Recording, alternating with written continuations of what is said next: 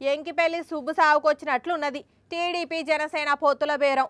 చంద్రబాబుతో చేతులు కలిపి పావలాకు ఒకటి తక్కువ సీట్లకు పవన్ కళ్యాణ్ ఓకే చెప్పినప్పటి నుంచి అటు జన సైనికులు ఇటు టీడీపీ క్యాడర్ జజ్జనక అంటూ కోపంతో ఊగిపోతున్నారు.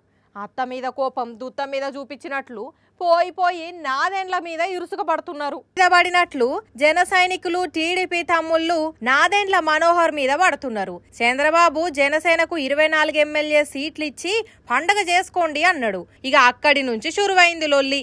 ఎమ్మెల్యేలుగా పోటీ చేద్దామనుకున్న జనసేన లీడర్లు 24 సీట్లేనా అని గయ్యమని లేచిండ్లు.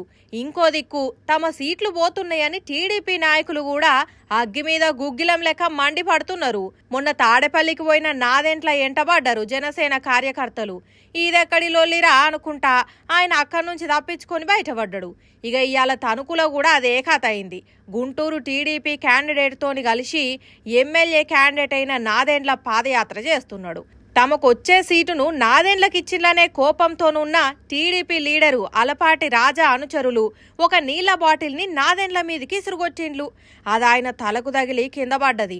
పెద్దగా ఏం దెబ్బ తగలలేదు గాని అందరు ఒక్కసారి షాక్ తిన్నారు. ఇదంతా టీడీపీ పనే అని జనసేన కార్యకర్తలు ఫైర్ అవుతున్నారు.